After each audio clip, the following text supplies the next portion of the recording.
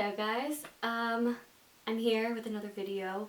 I really feel like standing, so that's why I am standing and not sitting. Also, I kind of want like a casual vibe with this one too, so I didn't really put like any makeup on.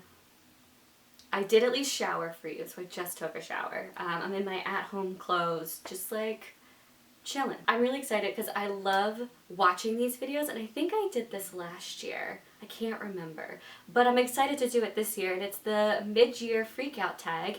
People usually do this for books only, but since I also review movies on this channel, I will also have a movie as an answer to one of these questions. There are 15 questions. I have not come up with my answers for these questions. I mean, I've come up with some just from watching all of like the people's mid-year freakout tags. Just kind of these things I'd be like, whoa, what would I answer with this question? So I have some, but like not all of, they're not prepared. They're not planned. This is not a planned video. I also haven't planned any of these for movies, so I should probably get my list of all the books and movies I have read so far this year, so let me do that.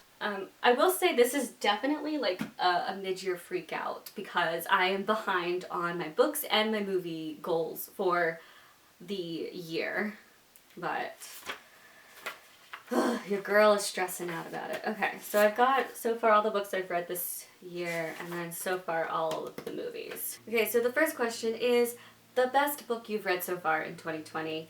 Also, I guess this will go for the best movie that I watched in 2020. I think so far the best that I've read, I haven't really felt huge connections to a lot of these books, but actually I'm going to give two answers for books for this one. And they're both middle grade, surprisingly. So The Marvels by Brian Selznick, absolutely loved, had a huge like connection with that book. As well as The Girl Who Drank the Moon by Kelly Barnhill. I gave both of these books 5 stars. I really loved both of them a lot. So I guess so far those are my favorites. Wow, I need to read better books. Movie-wise, this is an easy one. It's definitely going to be 1917. I watched this back in January. It's still my favorite movie of the year. Highly recommend this movie so much. So the second question is the best sequel you've read so far. In 2020, now I have only read 2 sequels. Well, I don't know, would that count as a sequel? So I have read 4 sequels so far this year. And I think, oh, it's tough because it's a tie between 2. I think because I know I'm gonna give the one book for another answer, I'm gonna say the other book. Aru Shah and the Tree of Wishes. I thought this was a great sequel. Every single book in this series I've really, really loved. So I think so far that's my favorite sequel. So movies-wise, I've only watched 2 sequels, and both of them weren't really great, but based off of the 2 that I watched, I'm gonna say P.S. I Still Love You. That was really good. I did have a few issues with it. Obviously, when I filmed my review, I was still like in the high of watching it and just like loving it. Having time to think about it, there are a lot of issues that I did have with the movie, but I still really enjoyed it. Don't get me wrong, and I'm still super excited for the 3rd. But just based off of the 2 sequels that I watched, this one was the best. Okay, the next question is new release that you haven't read yet, or for movies haven't watched yet. There are a lot of new releases that I have not read yet that I really want to read, but the 2 that are coming to mind because they're the 2 that I plan to read in July, and that's Home Before Dark by Riley Sager, as well as All Boys Aren't Blue by George N. Johnson. I'm very excited about both of these. So now for movies, this one's tough because since movie theaters aren't open, I think they're reopening in July, but not a lot of movies are going to be coming out.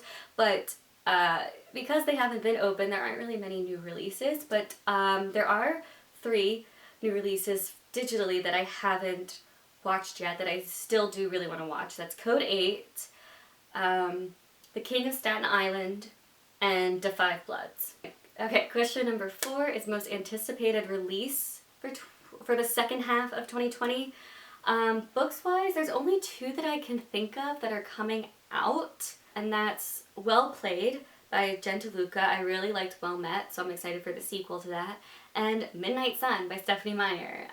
The Twihard in me is very, very excited for this book. But I don't think I'm going in with high expectations. I'm going in with just like no expectations and just an enjoyment of my teenage years coming back, I guess. Now for movies, I'm not quite sure. I mean, okay, I know some movies that are coming out just because, again, theaters are starting to reopen, but who knows if A, that's actually going to happen, or what's going to happen in the future if they're going to have to close again. But some movies that I am excited for that I know are coming out, hopefully they come out to theaters. If not, hopefully they come to like Netflix or Amazon or something, because I am excited for these movies that I know are coming out soon. I think they're coming out in August, but that's Tenet. Very excited for that one. Wonder Woman 1984, as well as Mulan. Those are the only ones that are coming to mind, but so many movies are pushed back. Oh, one that I know is coming out July 3rd. Who knows when this video is going up, but July 3rd, Hamilton, come to Disney+. That's not technically a movie, but I am very excited about it. Next question is the biggest disappointment of the year. So for books, I really only have one. Technically, okay, there was a book that I really hated, and that was Two Gentlemen of Verona, but I wouldn't really say that it was a disappointment, just because lately, since I've read so much Shakespeare, I usually go into Shakespeare not having any expectations at all, so I wouldn't really call it a disappointment. The disappointment, though, I have was The Kingdom of Back by Marie Lu. I've realized from watching other people's mid-year freakout tags that so many people really loved this book, and I feel like I'm in the minority, and I really did not like this book. I went in with high expectations because I love Marie Lu, and it was a book about Mozart's sister, which I was just like, give me historical fiction fantasy by Marie Lu that takes place around Mozart, like yes please. But I really could not get over the magical realism in this book. I don't know. There was just something about it I really didn't like. I ended up DNFing it, but I gave it my best shot, or I gave the book its best shot. I tried my best. I made like 75% of the way through, and I just could not do it anymore. Movie-wise, what was a disappointment? Oh, okay. I know which one was the biggest disappointment. Okay, the biggest disappointment was definitely Artemis Fowl. This is definitely a spoiler for June's movie wrap-up, but Artemis Fowl was a really big disappointment. You'll hear more of my thoughts on that in the June movie wrap-up. Okay, next is biggest surprise. Let's see, books-wise, I definitely think Shakespeare, some of Shakespeare's stuff that I've read have been surprises, like Hamlet and his sonnets. Mainly his sonnets. I did not think I was going to love his sonnets. I did not think I was going to love Hamlet, but I ended up loving them. Actually, Contagion was kind of a surprise. I did not expect to really love this book and get what I got out of it, because I think I went into it thinking it was going to be something else, but then it ended up being this really cool, like, sci-fi horror, and I was totally in for it. I loved it. So that was a big surprise. Movies-wise, again, I gotta look at my movies. What was a big surprise? So two really big surprises for me were Birds of Prey. I went in thinking that I was going to like have some enjoyment with it, but I ended up loving this movie, and I've watched it like 3 times already this year, and I definitely plan to watch it a couple more times. And then the other surprise was Clue, the movie. I went in again thinking I was gonna get some enjoyment out of it, but just because it was like a movie from I think either the 80s or the 70s, I was like, I feel like it's not gonna be that great. But again, I've watched this movie I think 2 times since the first time watching it, and I really, really liked it a lot. I gave both of these movies 4 stars though, but I was planning on giving these movies like 3 stars. So the fact that I gave them 4, and I kind of want to change both of them to 4.5 stars, really liked both of them. Favorite new author, I guess for a movie we'll make it favorite new director, but favorite new author, I don't know. 2, I guess. I really like Nic Stone. I read her book Dear Martin. Another spoiler for the June wrap-up. And I definitely want to check out more of her books. And then another one is Erin Bowman. She wrote Contagion and Immunity, which I both read this year, and I really liked both of them, so I definitely would want to check out another series by her or another standalone book by her. So I guess those are 2 new favorite authors, but again, I don't really want to say like they're favorites. They're just ones that I really liked. Directors-wise, I'm gonna have to go with Sam Mendes. who directed 1917. Have I watched any of his other stuff? How about we check that first? Okay, so I have watched 3 of his other films, but his 3 other films I wasn't really big fans of. So I guess he's a new director that I like in the sense where I finally actually liked a movie that he came out with. So I guess we can go with that. He's the only director that I can... Oh, you know what? The lady who directed Birds of Prey. I loved the way she directed that. Cathy Yan. Okay, I really like Cathy Yan as a director. I definitely want to see her do more stuff. And I will happily go and see any of like the films that she directs. So that's my answer. Next question is the newest fictional crush. This is a tough one because I don't think I really got any new book boyfriends this year. So the closest I can think of is Antane from The Girl Who Drank the Moon. I don't know, I didn't really have any fictional boyfriends this year so far. That's a problem. Movies wise, I don't know. Oh, I mean, we'll always choose Peter Kavinsky. Always. Always gonna be a fictional boyfriend for me. But let me see if I can come up with something new. Okay, so I do have 2 answers for this. The first one is George Knightley from the movie Emma.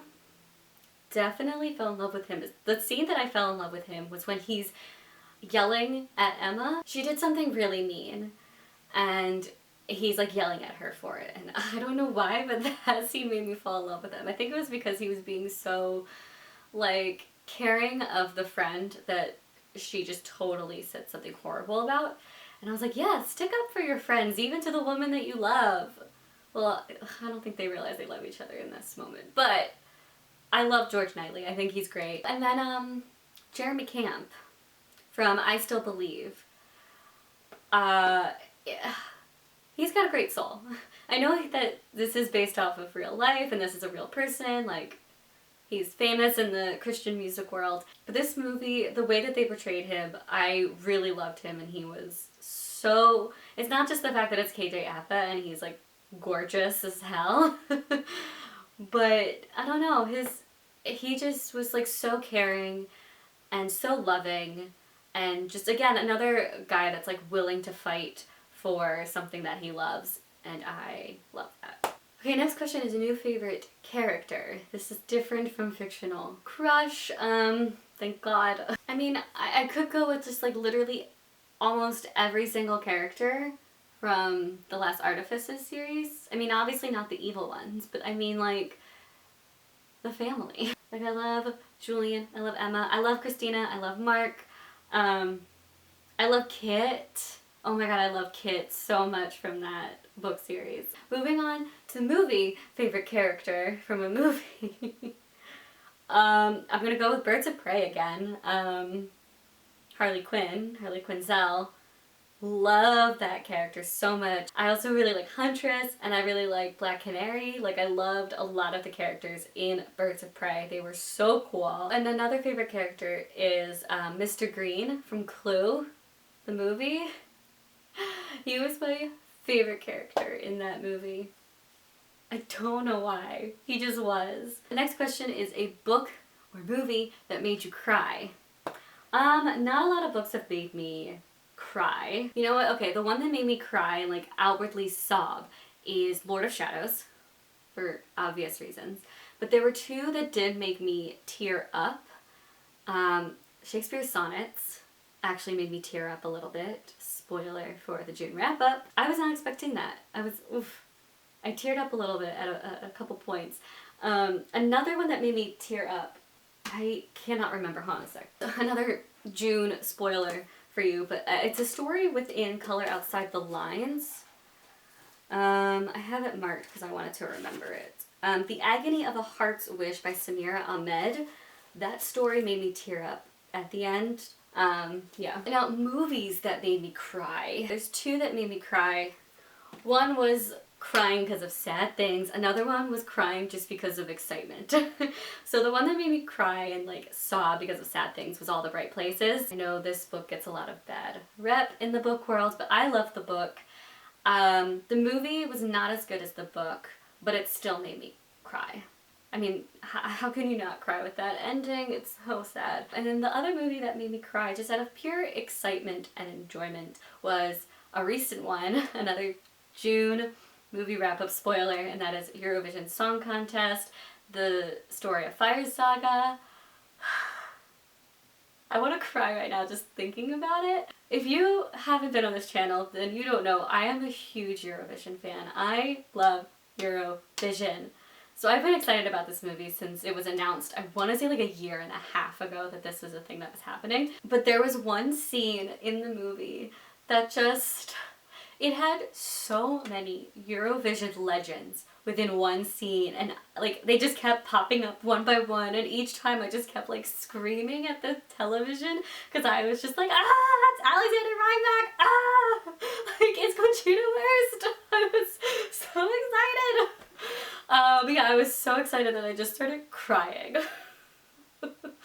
So this movie made me cry. Book that made you happy / movie that made you happy. I mean, I guess there's two that made me happy. One of them was a reread for this year, and that was Stargirl by Jerry Spinelli. Read this in elementary school, really loved it, so I reread it as an adult, and it still made me very happy. I liked it a lot. I guess another one too is Arusha and the Tree of Wishes. That made me very happy. Not a lot of books made me happy this year, but a movie that made me happy was Eurovision Song Contest, The Story of Fire saga. Like, so freaking happy, you have no idea. My favorite book to movie adaptation I saw this year. This goes hand in hand. So all the book to movie adaptations I watched this year I didn't really like, but I guess the one that I liked the most out of all of them, it's tough because none of them were really good. Okay, so the ones that I watched book to movie adaptation wise, P.S. I Still Love You, which was pretty good. I liked that one. Another was Emma. I have not read the book, and I enjoyed the movie. It was okay. All the Bright Places, loved the book. Don't think the movie did it justice. Stargirl, loved the book. Don't think the movie did it justice. Also, Artemis Fowl sucked. So I think my answer for this is going to be Emma. I'm not too happy with a lot of the book to movie adaptations that happened, but I think Emma was the best. Yeah. Favorite review you've written this year? I don't really write reviews, I just like say them, and I don't really think about my reviews for books. So we're gonna actually skip this question. I don't have an answer for this one. The most beautiful book you bought so far this year. Wow, okay. I'm not going to do it based off of books that I've bought because I buy too many books that I can't actually keep track of all of them, but books that I've read, the most beautiful, oh, okay, The Marvels, Brian Selznick, I love that cover. Also To Kill a Kingdom by Alexandra Christo, I really love that cover. I actually really enjoy the covers for Contagion and Immunity. The Kingdom of Back is a gorgeous cover. I think that might be the most gorgeous cover. Yeah, I think I'm going to leave it with that for books. Movies. I really like 1917's movie poster. Oh, I think Birds of Prey movie poster is very pretty as well. I like all the colors in that one. I liked the Lovebirds movie poster. Yeah, that's about it. Not a whole lot of pretty movie posters. Okay, and then the last question, everyone's favorite question, what books do you need to read by the end of the year? And my answer is going to be the same as everyone, all of them. I do have a lot of books in my TBR that I need to read. Basically all these books that are behind me. But I will at least show you the books that I plan to read for July. I have a lot of books that I plan to read in July. Will I get to all of them? I don't think so. Definitely Home Before Dark by Riley Sager. All Boys Aren't Blue by George M. Johnson. Those two I have talked about. I also really want to read The Poet X by Elizabeth Acevedo next month. Coriolanus by Shakespeare, that's the next one. To Hell with the Hustle by Jefferson Bethke. Outliers by Malcolm Gladwell. Nasty Women. This is edited by Samhita Mukhopadhyay and Kate Harding, but it's by a bunch of different authors. Between Shades of Grey by Ruta Sepetys, and The City of Brass by S.A. Chakraborty.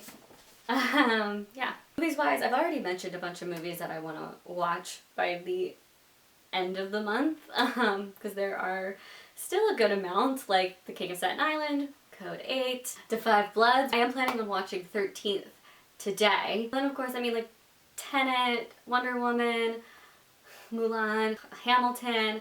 I think, what is it, Black Widow is still going to be coming out this year. Also, I think The King's Man is coming out this year that I really want to watch.